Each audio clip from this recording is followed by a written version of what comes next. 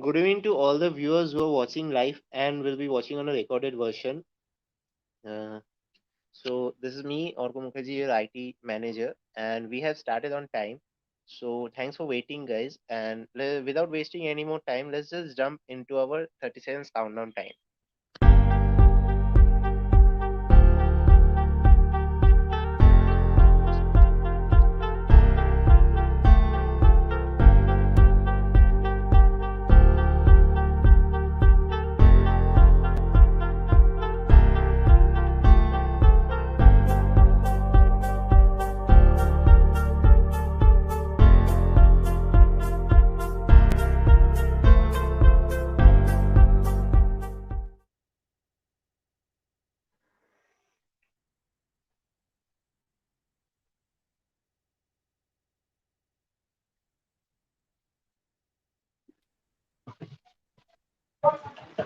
Good evening, everybody.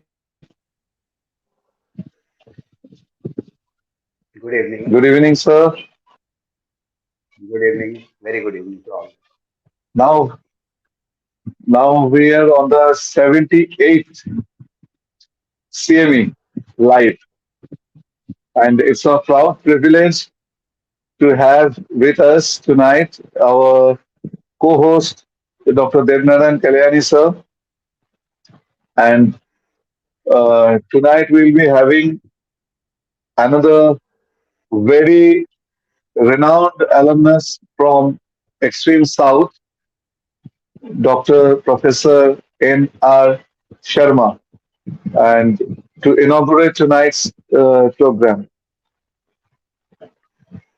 I request Orko Mukherjee, with your permission, sir, to bring up Dr. Sharma on screen. Please call it.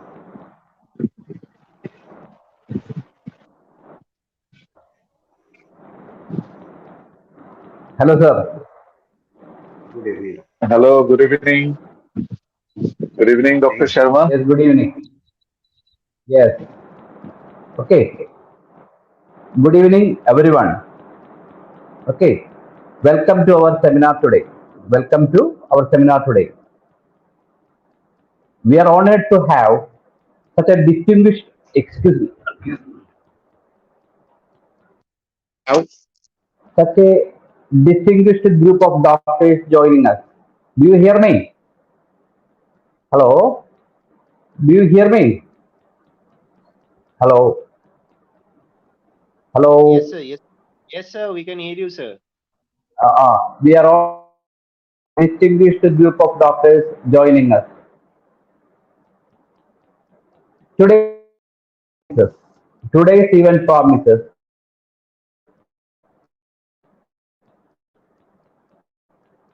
engaging and enlightening experience. Engaging and enlightening experience. Let us open our minds and hearts to new ideas as we come together to learn new facts and share knowledge. Let's open our minds and hearts to new ideas as we come together to learn new facts and share knowledge. I would likely to warmly I would like to warmly welcome our guest speaker and facilitators who have generously agreed to I would like to have generously agreed to share their expertise with us.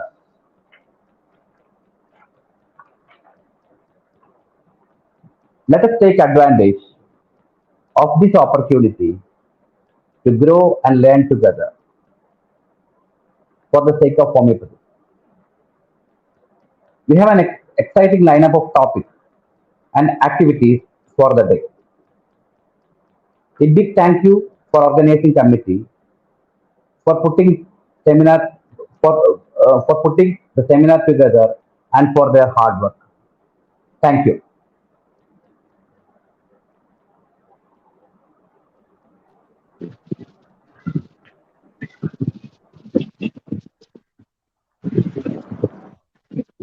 Thank you, sir.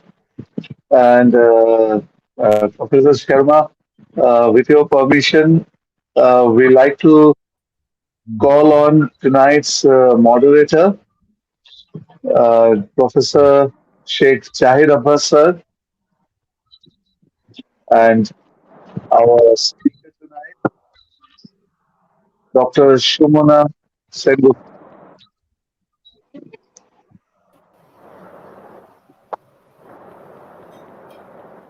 Over to you, Dr. Jahir.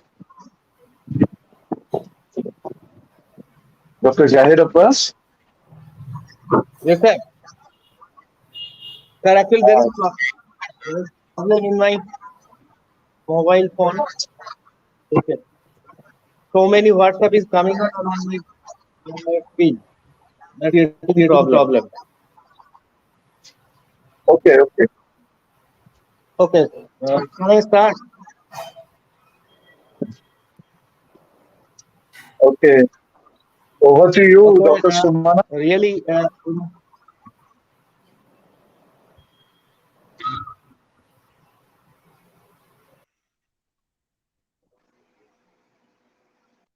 okay.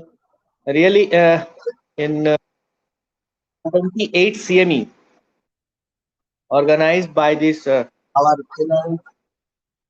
associations uh, bring me a sense of privilege to have honor to be present here. And the subject is hyperuricemia in metabolic syndrome. We have Dr. Sumana Sengupta as a speaker. So actually, what is happening? What is happening in hyperuricemia? Actually, the level of serum uric acid level is raised. How it is raised is obviously a matter regarding to infection, matter may be regarding to liquid excretions, and there may be function. I hope Sumana will describe it nicely. I know her very well. Well, in metabolic syndrome, what I think, my understanding is in metabolic syndrome, we know that high glycemia is there. For that purpose, I think lactic acid and somehow ketoacidosis is there. And for that, acid is especially for lactic acidosis, uh, uh, excretory function of the kidney for the uric acid is deteriorated. Rather, somehow it is absorbed because uric acid is both directionally. Whether the renal tube will absorb some portion of the uric acid will be absorbed, some portion of the uric acid will be excreted.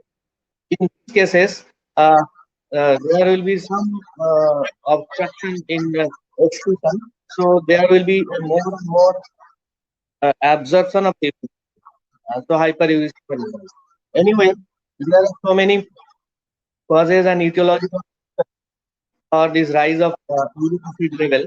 And we know all this metabolism of urine. I think that will be discussed by Dr. Sumana Sengupta. And at the last, what will be the our approach to that particular hyperuricemia in cases of syndrome is really challenging. In homeopathy, we can see the good result. Okay, I will not. I will switch on to Dr. Sumana Sengupta for further discussion. Hello, I am audible. Yes, yes, you are audible. Okay. Very good evening to all of you, respected Dev Kumar Kalyani sir, Dr. Vidyut Mukherjee sir, and Dr. Inar Sharma sir, and Dr. Jahir Abbas. Today's topic is hyperuricemia. This is a flagship sign in case of metabolic syndrome. I thank you, this Alumni Association, to giving me opportunity to present here. It's an honor to be here with so many distinguished personalities. Uh, can you see the slide?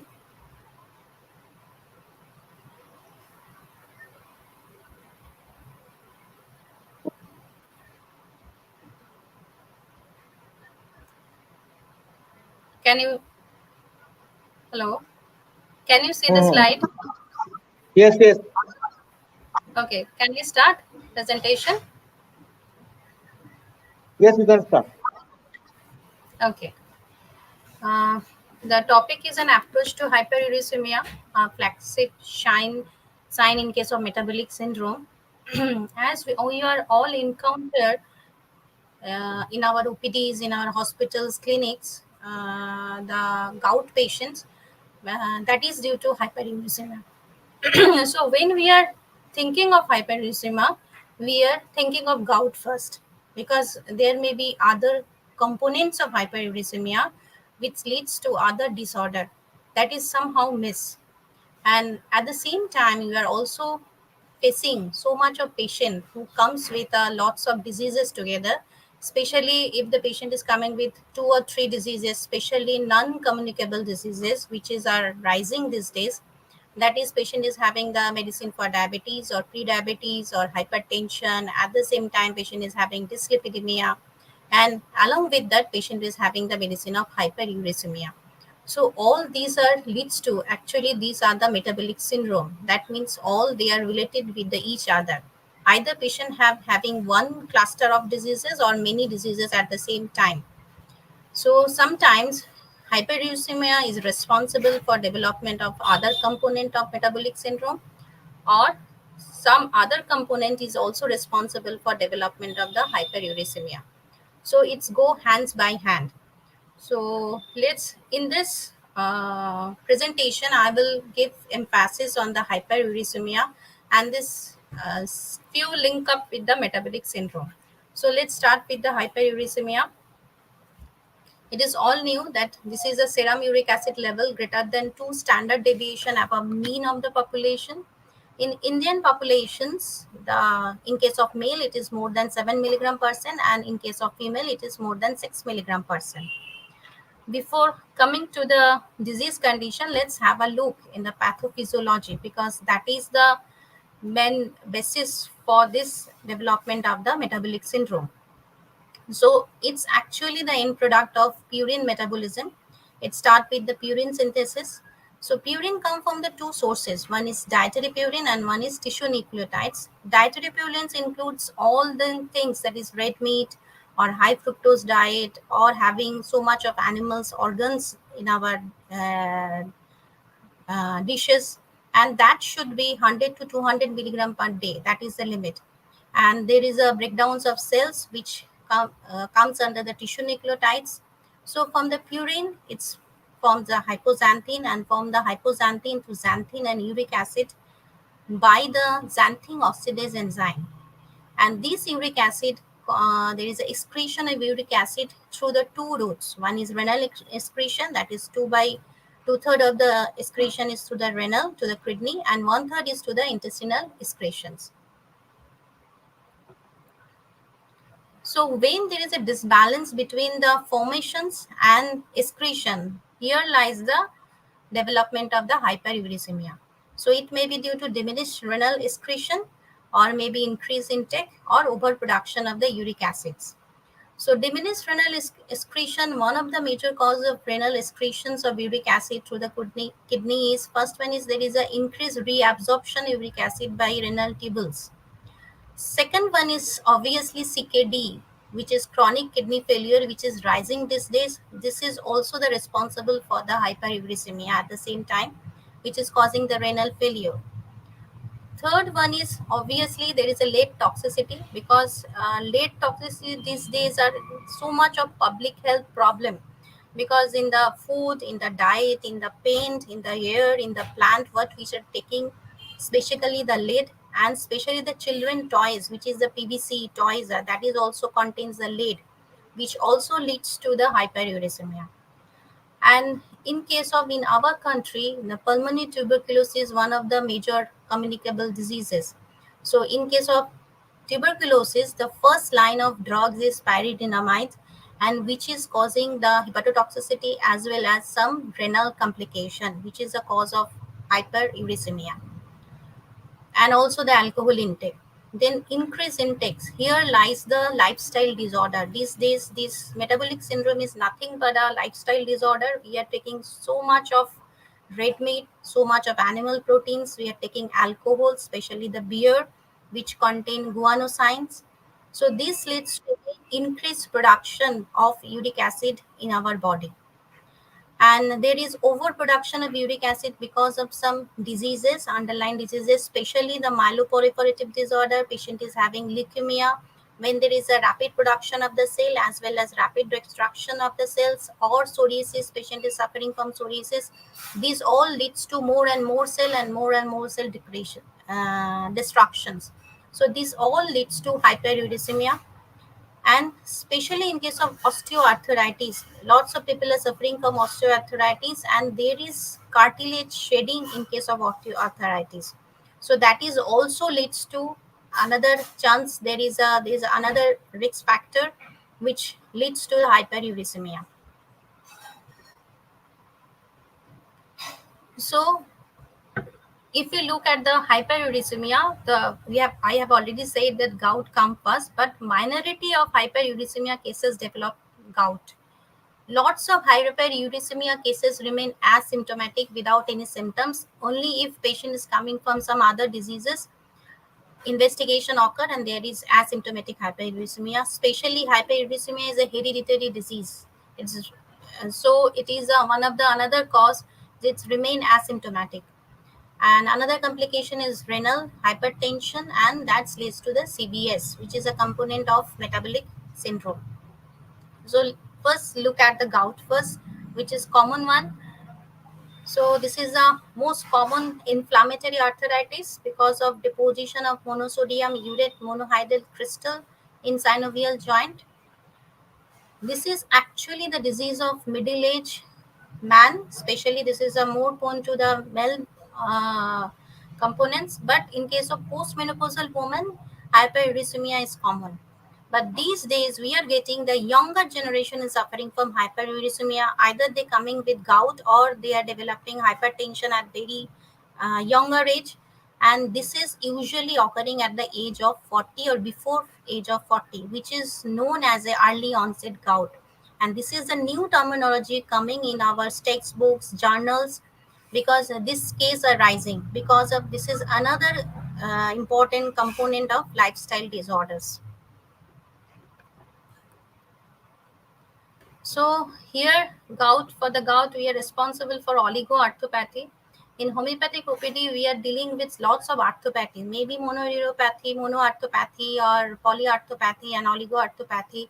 Monoarthropathy because of some trauma, polyarthropathy because of psoriatic arthritis or rheumatoid arthritis, whereas oligoarthropathy when 2 or 5 joints is affected at a time maximum, that is known as the oligoarthropathy. So we all know the first metatarsophalangeal joint. This is the podagra in case of gout, but it also affects the ankle, midfoot, knee, small joint, wrist, and elbow. These are the other common space, but rarely axial skeleton and large proximal joints are affected. So this is the podagra. This is almost the symptoms is like cellulitis, because there is severe inflammation, severe pain, severe tenderness. So much, I think that is a maximum tenderness occur in case of gout, and that is with rapid onset. At the same time, this is the looks of joint. This is a very much red, hot, swollen, with shiny overlying skin. Along with that, patient may have fever, patient may anorexia, nausea. So here we have to differential diagnosis with septic arthritis and as well as reactive arthritis. In case of reactive arthritis, we will get the history of genitourinary infections or gastrointestinal infections 15 days back or 1 month back, and then the patient will coming with lower extremities joints pain. So this is in case of podagra. Here this is also component of the gout, where the patients have the bursitis, tenosynovitis, and cellulitis at the same time occurs, which looks like septic arthritis, but this can occur in case of gout also. And in gout, we may get different type of attack. Either patient comes with a very milder attacks, maybe one attacks for in the last 5 years, then there is no attack, or there may be cluster attack. That means once there is an attack and within 15 days there is another attack. So attacks comes in in interval of very few days. So that is known as a cluster attack, and ultimately that leads to the chronic attacks. This is chronic gout, which is where the tophi is the main presenting features. Here, where there is a multiple attack of acute gout and uncontrolled hyperuricemia. So this is the tophi. There is a crystal deposition in the joints and soft tissue. This is the irregular firm nodules, and see the white shades or whitish materials within the joints, because clinically we are getting another differential diagnosis will be here is rheumatic nodule, because in case of rheumatoid arthritis in complication stage there will be formation and nodules will be like that only. So clinically we can differentiate if there is a white materials in that nodules, and this is red in color, that is most probably that is because of chronic gout. This is tophi. Whereas in rheumatoid arthritis, all the sign of inflammation is there, but there will be no erythema, no whiteness. Clinically, that is the differentiating point between the tophi and rheumatic nodule. Here is the helix, another places where patient extensor surface of the fingers, hands, forearms, elbow, Achilles tendons, and helix of the ear. These are the place for the tophi. And the tophi may get ulceration with the white gritty material discharge. These may be infected, and there may be pus formation, erythema without any secondary infections. So these are the different pictures of variety of tophi in case of a severe chronic gout. And here is the ulceration, and the patient have to take the bandage over here. So these are the photographs for the tophi. So you can see the white materials here. The differentiating point is we have to differentiate with the rheumatic nodules. Tophi may have some atypical presentations, because I have already said that in case of osteoarthritis there will be tophi, and usually tophi occurs after acute gout, then there is a chronic gout. But in case of chronic renal failure, osteoarthritis, the tophi may be the first presenting symptoms and sign in case of a gout. There may not be any history of acute gout or a history of cluster gout in case of osteoarthritis or chronic renal failure. The first sign patient comes with that there will be tophi. That is the atypical presentation.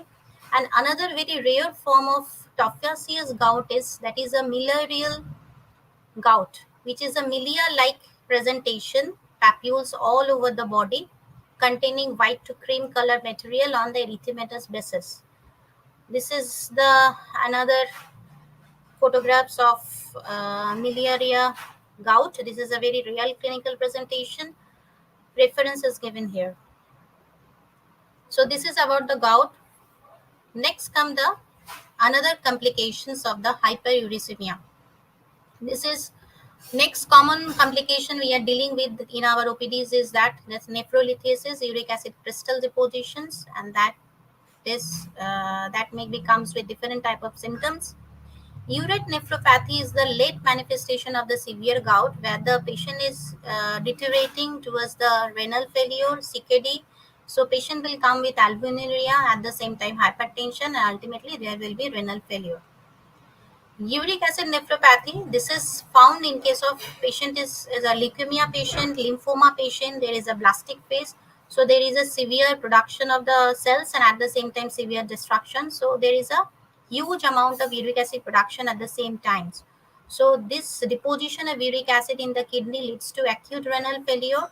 This is during chemotherapy, there may be dehydration, but this is a reversible cause. Once the phase is over, that can be reversible.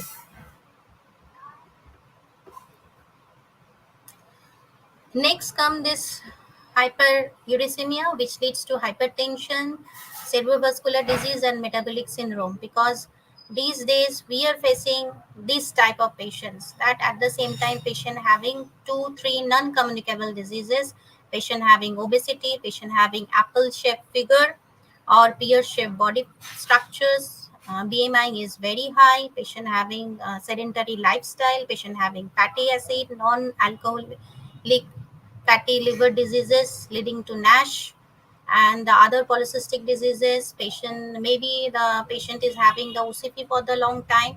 So there are many presumption, or there are so much of view how this hyperuricemia is causing hypertensions, because previously hyperuricemia was considered as a outsider in case of this type of diseases, but there are lots of studies are coming, lots of different studies shows, there is a meta-analysis shows that there is a increased relationship between the progression of hypertension and CVD with the hyperuricemia.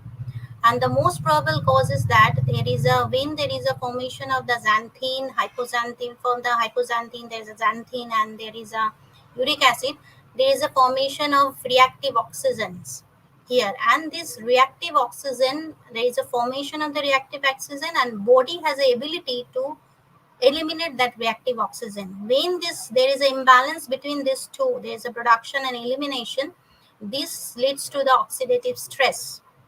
And when there is so much of reactive oxygen is there, it's actually binds with nitrous oxide. Nitrous oxide is actually, the function of nitrous oxide is vasodilatations.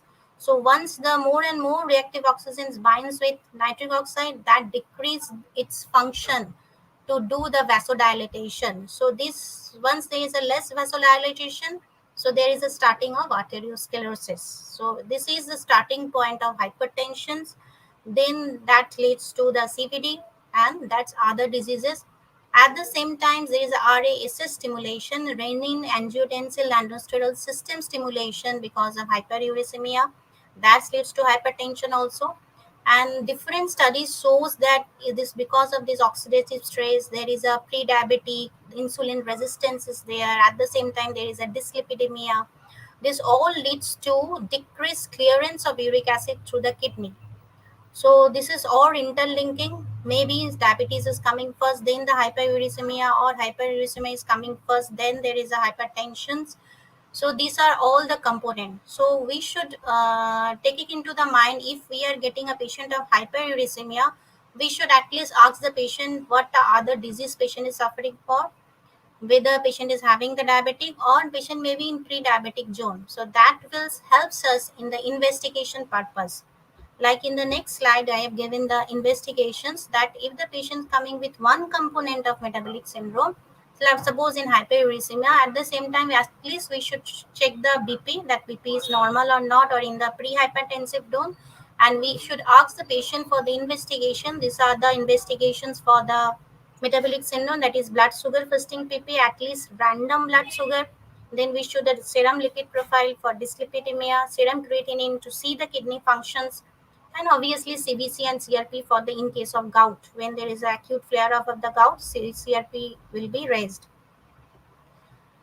So for the gout, we should do the serum uric acid. Though this is not the confirmatory, but at every time we are doing the serum uric acid, but confirmatory is synovial fluid examinations. This is polarized microscopy, needle shaped crystal and negatively bifurcent crystal will be found. That is the confirmatory. We can do a radiography of affected joint. There is erosions of the joints. And if the patient is complaining of nephrolithiasis, especially the pains and maybe hydronephrosis, if the stone is enlarging, then we should give the advice for USG KUB region, whether there is any stone formation is not there. So this is the photographs for the radiography of the joint. This is the erosions, punch out erosion in case of gout.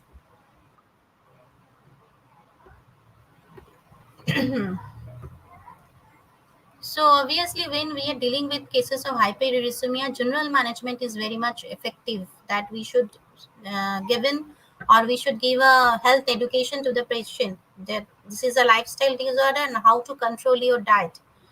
So there should be avoidance of the alcohol, and by all the diets I have discussed that which causing the actually hyperuricemia.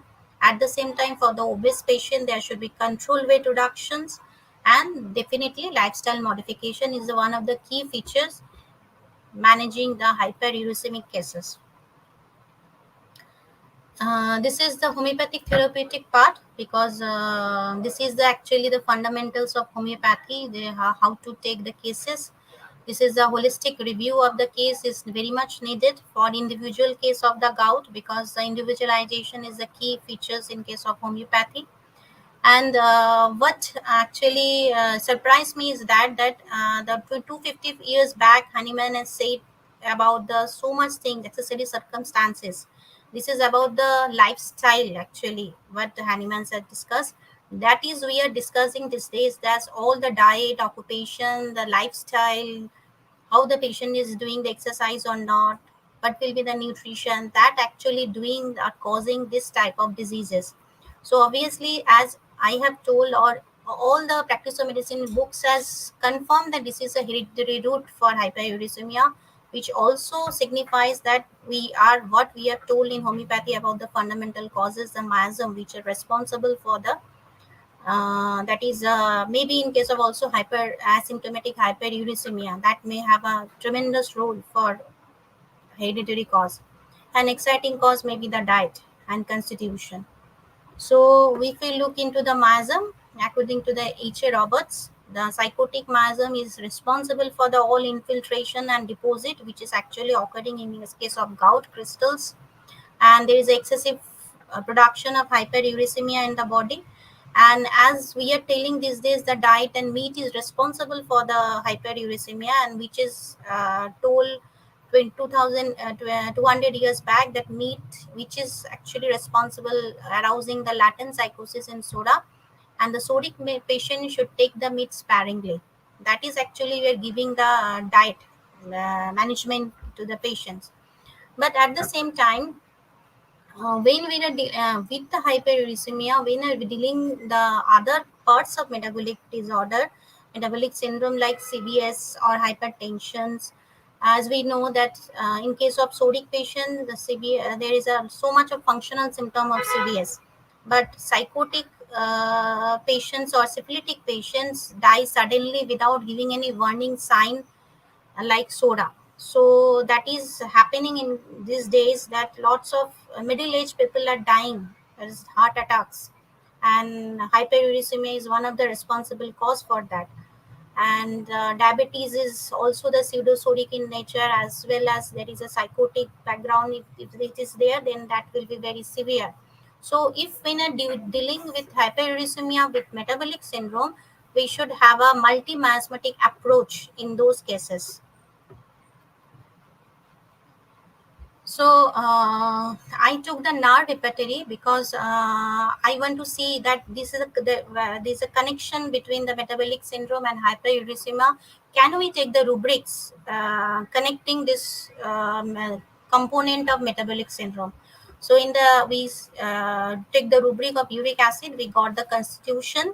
There's a under gouty and uric acid constitution, we got that this is a highest grade remedy, colchicum, lithium carb, and lycopodium.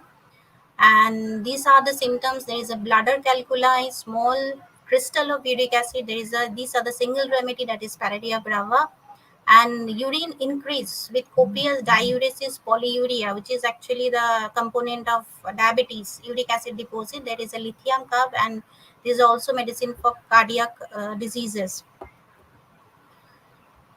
We this is the in the chapter of stages of life and constitution. There's we look for the gouty diastasis. So there is a 18 rubrics. These four are the highest grade. One is benzoic acid, glidumpal, lithium carb, and lycopodium. Third grade remedy or 11 remedy. And under this constitution diastasis, there is 18 subrubrics is there. And all these 18 subrubrics I have chosen because these are single remedy, 18 remedy under these subrubrics. That means this is only Nux vomica under this gouty diastasis drunkards. This is only one single remedy is Nux vomica, that is for highest grade. If the patient is having hyperuricemia with the flatulency and indigestion, only one remedy is lycopodium with highest grade. Urine is fitted, benzoic acid, only in remedy. In urine, vesical irritability, colchicum. Urine with glycosuria, that means there is a diabetes, diabetes, and there is a phosphoric acid. And we all know the phosphoric acid is a very good remedy for the fatty liver also. So all the components somehow is matching here in this rubrics. So this is a chronic bronchitis. These are all single remedy rubric. There is sulfur. We know the Savina is a good medicine for uric acid diastasis or hyperuricemia with the menorrhagia, metrorrhagia, when there is a history of abortions or protracted postpartum hemorrhage, deafness, paralytic, there is a petroleum, serous effusion in the chest with arthritic pleurisy, that is colchicum, and there is a headache, intermittent semilateral headache, that is colocins with hyperuricemia or gouty diastasis. The last rubrics, I took the rubrics, the gouty diastasis. This one is, I searched a rubric gout. That means when there is a acute flare-up of gout with hyperuricemia, so what will be the remedy coming? So these are the few rubrics I have taken, which are least number of medicines with this rubrics. That is fit gout, there is a lidum and natrum sulph. Gout chronic, joints, that is autoimmune natronatum and formica. Heart gout, benzoic acid, colocins, and lithium carb. This is a single remedy when the patient is having apoplexy, which is actually the CV stroke. That is stroke. That is the main is addicted to the drinking, sexual access in excess with deposition to gouty and hemorrhoids. That is only remedy in case of main is sepia. With hyperuricemia, if we are taking bright disease, kidney, gout with mercurius, that is a kali iode, which is a antisyphilitic remedy. Bladder calculi, gout, is the only remedy is benzoic acid. Hand gout, tophi, single remedy is ignatia. Joints gout, climacteric during period, salicylic acids. We all know during climacteric or lots of non-steroidal anti-inflammatory drugs are taken by so many person because of pain. So that contains the salicylic acid, and if we can think of this remedy on that point of uh, what the patient is taking, so we can think of salicylic acid. We all know when there is a right sided affection first, then the left, there is a lycopodium come. Just the opposite in case of gout, there is a left, then the right. The remedy is Dulcamara. Guaiacum is another remedy for the gout, which has aggravation from warmth, and there is a abscess, inflammation abscess. When there is a tophi, there will be abscess, and there will be pain and loss of sleep. Obviously, guaiacum. Knee gout, only one remedy, that is highest grade, that is Calcarea carb. Because in case of gout, knees affection usually comes not very frequently, but if it's there, we can think of, obviously, the if the symptomatology match with the case presentation, then only can think of that. Will give this rubrics can give us a hint, we can think of it. Gout, joint filled with solid exudate, that is kali iode. So next there is a case. This case is about a young onset gout, because usually we are getting patient of gout in case of middle age, 40, 45, 60. But this patient comes to our DND OPD, 26 years of age, patient is alcoholic, and patient is having this pain in the sole of the left foot and wrist for the bilateral knee joint for last 1 year, with previous report of uric acid 7.9. But there was no tophi, and patient comes with RA factors, which is negative. Only the most component is that it start in the right knee joint, then it is go to the left. This is the past history. Patient having recurrent jaundice in the childhood, and the tinea corporis patient having, that is 3 years back. In the family history, patient having gout, that also shows there is a high hereditary disorder, and mother having the pulmonary disorder. These are the generalities. Patient is introvert in nature, does not want to disclose much mental symptoms to us. So upon these rubrics, we did the repertorization with the Homepath Jomio versions.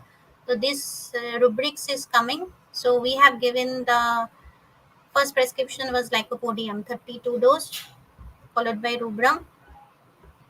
So this is the chart, case presenting chart. This is patient comes on the 13th of November. Patient on that day, patient is on empty stomach. So we request the patient to do the uric acid today only.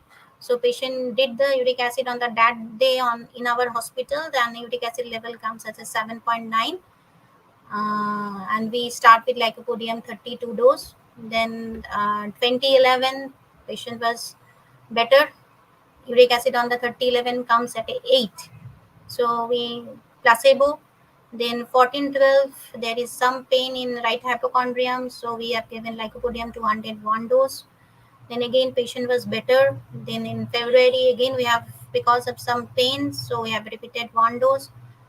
So again patient was better for few months. Again come back on May 21st May. There is a reappearance of the pain for last few days. So at the same symptoms, so we have given the 1M1 dose.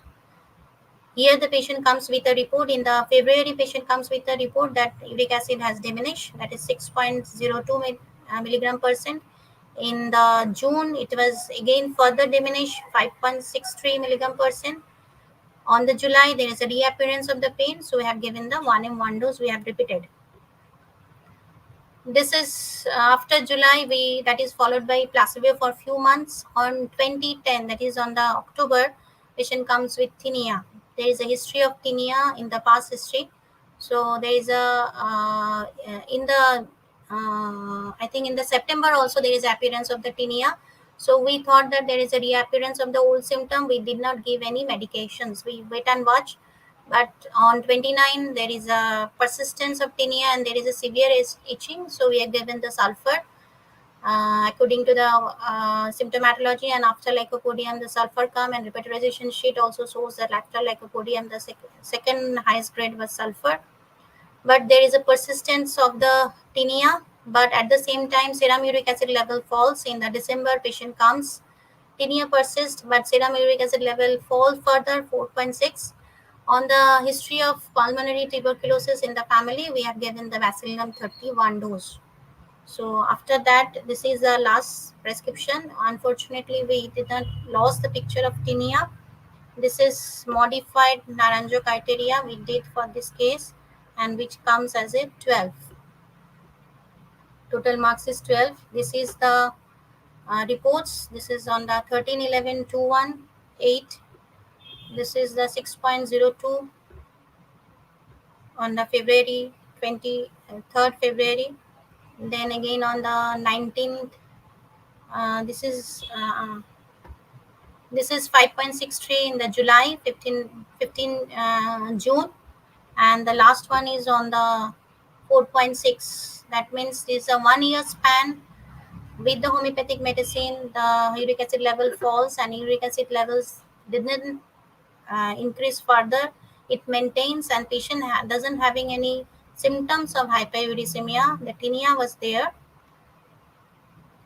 So this is a case of young onset gout in case of 22 years of a male. So this is the so these early onset gouts are coming, and as well as hyperuricemia metabolic syndromes are coming. This can be well tackled with individualized homeopathic medicine with the help of different repertories on the basis of presentation of a particular case. This is, we have sent this articles, this case for the Heritage. This is published in Heritage on this year, May 2023, and with the contributions, Dr. Mohan Giri sir, Professor Dr. Mohan Giri sir. He is the HOD of practice of medicine in the Homeopathy Medical College and Hospital. Sir has helps a lot in these cases and with these articles.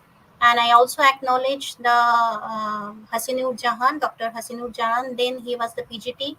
Now she is the lecturer in the Kharagpur Medical College. He has follow up with this case. So this is the case of all the hyperuricemia and how to tackle. We can be tackle hyperuricemia with individualized homeopathic remedy. Thank you.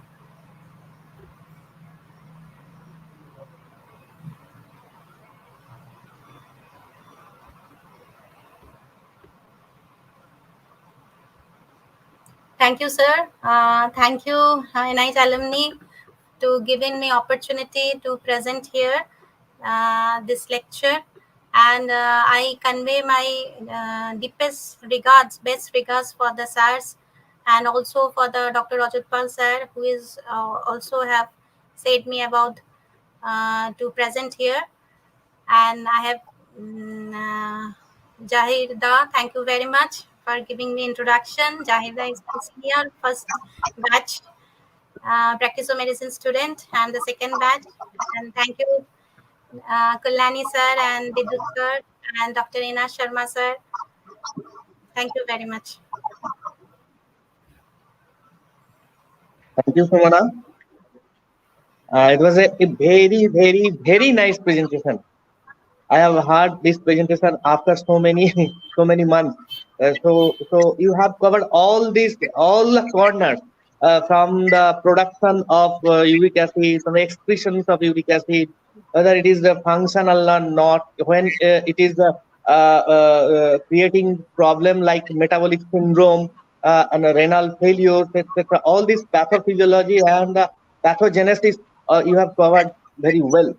Well done. I am again appreciating you. And one thing I have to say that during the non-drug management, you have told very nicely the reduction of this weight and the consuming of more and more purine products. So it can cool a uric acid level in blood and adding to more and more uric acid, so that uric acid, the purine and uric acid will be produced simultaneously in the process. So the patient may present as a hyperuricemia asymptomatically and both symptomatically. Symptomatically, hyperuricemia in 30% cases of hyperuricemia present as a gout. Other presentation you have described very nicely how it is presented. And regarding homeopathic approaches of the patient, what we know that 4 points is required. History of the patient is very important, and then this examination of the patient is very important, and the investigation means relevant investigation available at the time, and the individualization of the patient on the basis of homeopathic philosophy, so that we can get a simillimum for the case. Okay, and along with that, this dietary and all the non-drug management, and you have given a very good repertorial analysis, rather rubrics and these medicines presented in our repertories and all this. One thing I will say here, that yes, we are taking the cases, we are taking on the homeopathic philosophy, and according to that we are prescribing, keeping in mind the miasmatic consideration. Okay, what miasm is the predominant of the case. Actually, Hahnemann what scientific scientific tool or pharmacological tool that led like to be treated by life. Similia similibus curentum. And actually it is adapted. If you go in pharmacology, in modern pharmacology, they have adapted it without taking any name of Hahnemann. And in pharmacology, it is actually through the process, you know better, that competitive inhibition, competitive inhibition, where the two biomolecules, when they are similar to their structure in three-dimensional structures, then one can competitively inhibit for enzyme or for this receptor. Here I will give one example. example is the caffeinum. Caffeinum has got similar, very closely similar three-dimensional structure with the xanthine and hypoxanthine. So that if this caffeine is introduced, then the xanthine oxidase, the enzyme becomes suppressed and uric acid production will be suppressed. That is the concept of modern medicine, modern pharmacology. But we can use potentized caffeine citrate for the purpose of any RCT program or not. That is my opinion. Okay. If any PGP do, or yes, we are doing homeopathically, we are doing this individualistic approach to a patient. But simultaneously, if we can do this caffeine citrate or caffeinum, potentized caffeine citrate or caffeinum, beyond Avogadro's number, means 12 onwards, then I think it will be a good new word. This is my personal opinion, because we are prescribing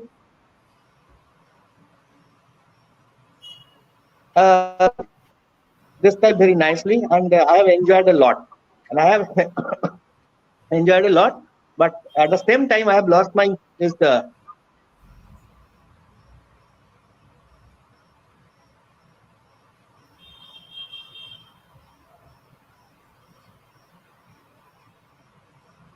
I think that's from my point. And I am regarding Dr. Sir is present here, Dr. D.N. Kolani.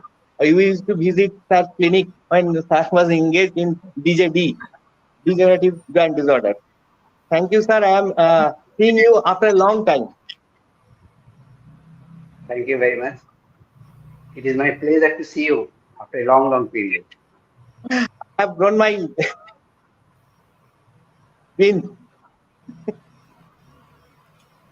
Okay, I think this is my. This is it could be a very good message to me and to all the viewers present over here.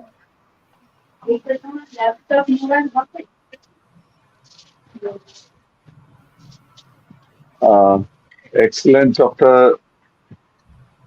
Zahid and Dr. Somana. Over to you, Kalyani sir, for your views on the topic. Thank you, sir. Thank you,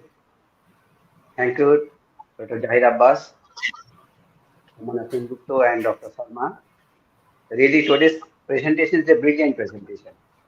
And what wonders, Somana, you have done, that by your presentation, you have increased our expectation for subsequent CMEs in near future.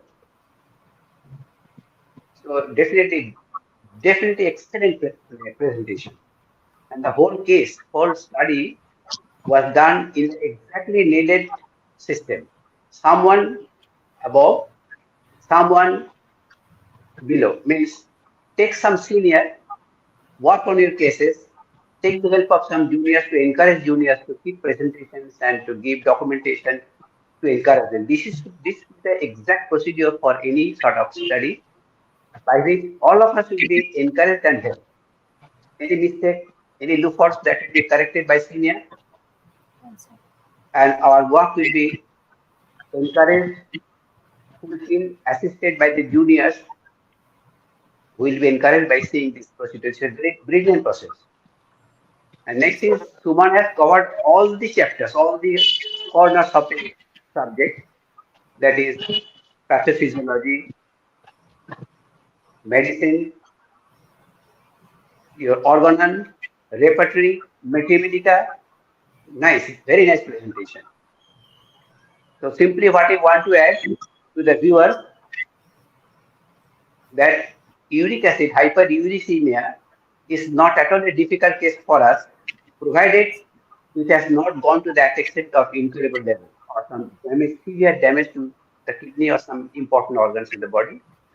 Within that experience of treating with degenerative joint disease, we got many cases of high uric acid uricemia, But what is my experience that till date I have never seen a single hyperuricemia case uncontrolled by homeopathy system of medicine, that I can assure you, whether it is with complicated serious diseases or without.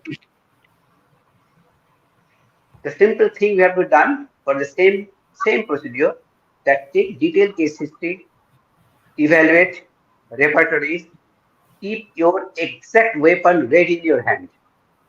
If the case present to us seems that B drug, means repertories and mathematical concentration drug, is covering all aspects, majority of the aspects, simply stick to that medicine. Obviously, as Suman has presented, it will give improvement. Even there is some fluctuation, increase in level, wait and watch. Ultimately, we will find the cases completely cured by sticking to the constitutional or individual drug. But in many cases, sometimes the uric acid level becomes a critical irritating factor, and without having any other associated serious complaints. For those cases, we can start primarily simply for the beginners to give palliative drugs, but we must be aware, we must be sure that once I am starting palliation means I am taking the risk of cutting the branches of the tree of the constitutional drug. That is very risky, dangerous too. You may go off far away from the breather if goes on palliating infrequently or casually.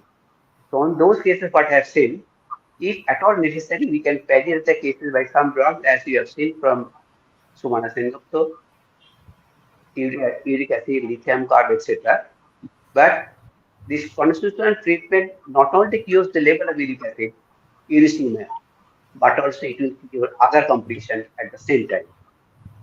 So anyway, the metabolic disorders, it is a difficult case for conventional system of medicine, as because it is a systemic presentation. Whole body metabolism is involved, including hormones, enzymes, metabolism means multiple organs, multiple systems involved in this type of disorder.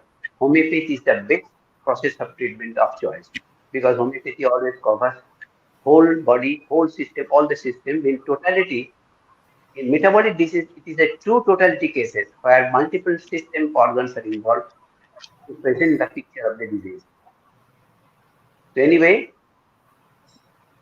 Sumana and others who are viewing this thing and will be viewing later on, please go on keeping this documentation to encourage us and to encourage juniors. With all this, thank you very much to all. Thank On you very screen much. and out of screen. Thank you. Thank you Thank you, very sir. much, sir. Today, what I am is because of NIH is my alma mater, and I have studied the repertory classes under guidance of Dr. Kalyani sir, and Mohangi sir, also the ex-NIHian. So it is a very touching touches our heart, sir.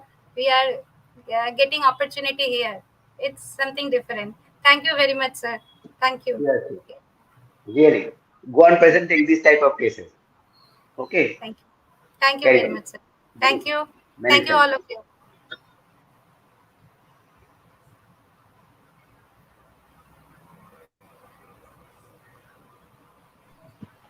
Vidit, you are not audible now. Uh, Thank you so much for all the speakers tonight. The moderator, the inaugurator. We are trying to link all the courses, and we have a very encouraging announcement also that our Narela satellite unit of National Institute of Homeopathy had got the permission to admit PG students from this year, which we have Yes. declared in our WhatsApp group. It's a credit goes to the dynamic leadership of the as the ICE ministry. So it's a proud moment for all of us. And Yes, definitely. furthermore, tonight, as it was a very vivid presentation, we didn't get any question from all the three channels. That is, we are now live on Twitter, Facebook, YouTube. However, if there are any questions or any doubts on the topic, specifically on this topic, never hesitate to write to us. It will be there in the YouTube and Facebook and Twitter.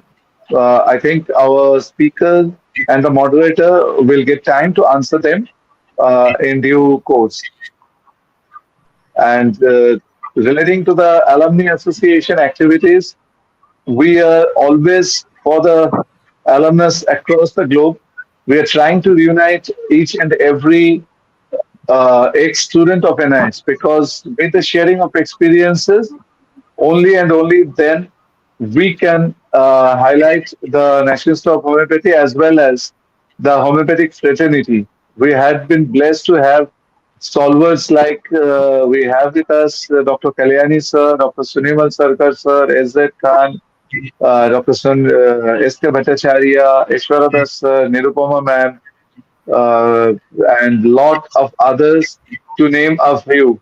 So we request all the viewers who are listening tonight and will be listening later to never hesitate to contact us, be a speaker on this live platform, and also submit your cases for our online journal, Sapre Audi, to our editorial board. Please get in touch with us. The details of the email ID and bank account details and all the details addresses are given in the description of each and every CME. Uh, so, Mona, there's another information for you. You'll be getting a digitalized certificate for this presentation tonight, as all the speakers used to get.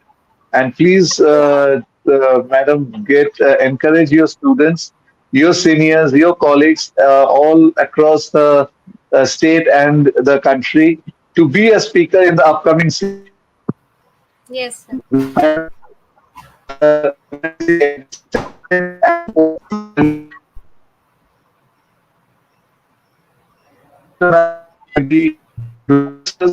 like the other things.